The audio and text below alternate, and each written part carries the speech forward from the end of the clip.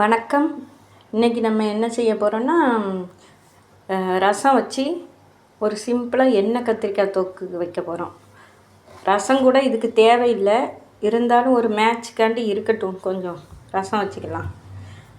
இப்போ இந்த எண்ணெய் கத்திரிக்காய் தொக்குக்கு கத்திரிக்காய் கொஞ்சம் தாராளமாக வாங்கிக்கோங்க. அதை நடுவில் 2ஆக மட்டும் கீறுங்க, 4ஆக கீற வேண்டாம். ஏன்னா எல்லாமே சின்ன சின்ன கத்திரிக்காவாக இருக்குது. இப்போ கத்திரிக்காய் விலை கொஞ்சம் கம்மி தான், அதனால கொஞ்சம் கத்திரிக்காய் தாராளமாக சேர்த்துக்கலாம்.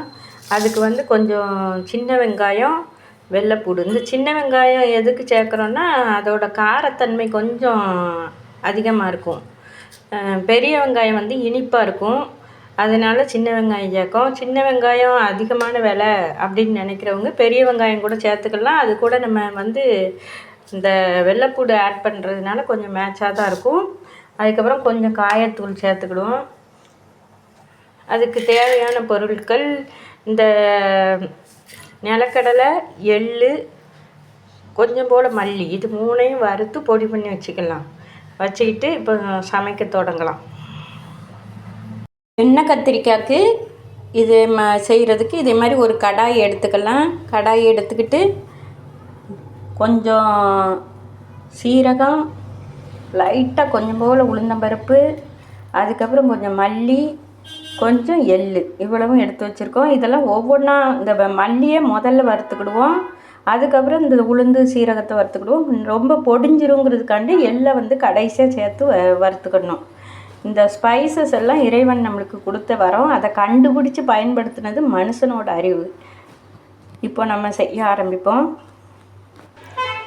இப்போ பாருங்கள், நம்ம கத்திரிக்காய் எண்ணெய் மசாலா அப்படியே வெந்து ரெடி ஆயிடுச்சு. இப்போ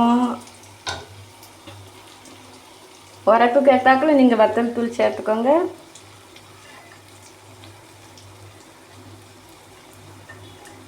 புளி நல்லா 1 டம்ளர் தண்ணியில் ஊற வச்ச புளி அப்படியே இதில் ஊற்றிக்கிறோம்.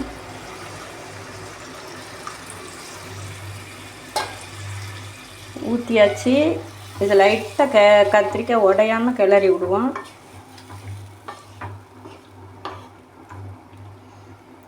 இப்போ இது கொஞ்சம் கொதிக்கட்டும்.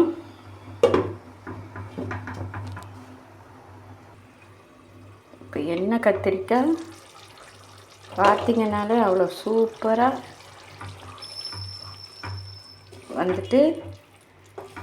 எண்ணெய் கத்திரிக்காய் கடைசி எண்டுக்கு வந்தாச்சு. சமைச்சு முடிச்சிட்டோம். இப்போ நம்ம மிக்ஸி ஜாரில் உணுக்கி வச்சுருக்க மசாலாவை கடைசியாக இது கூட சேர்த்து ஒரு கொதி வந்தோடனே இறக்கிட வேண்டியது தான். மிக்ஸி ஜாரில் நம்ம அரைச்சி வச்சுருக்கோம்ல எள், வேர்க்கடலை,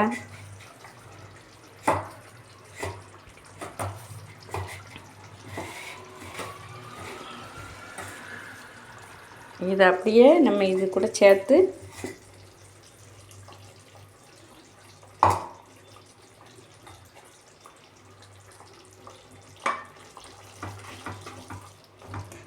நல்லா அப்படியே கிண்டி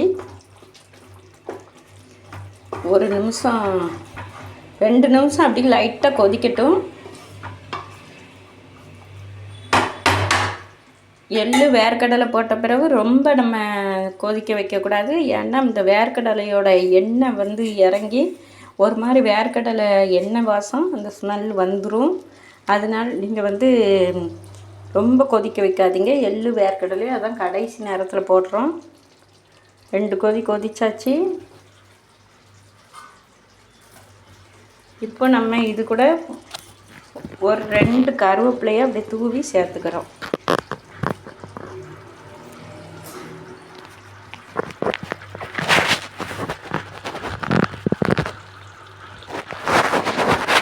வீடியோவில் கொஞ்சம் எடிட் பண்ண முடியாமல் கொஞ்சம் மிஸ்டேக் இருந்தாலும் மன்னிச்சிக்கோங்க. நம்மளுக்கு எடிட்டிங்லாம் வேலைலாம் ரொம்ப பண்ண முடியலை.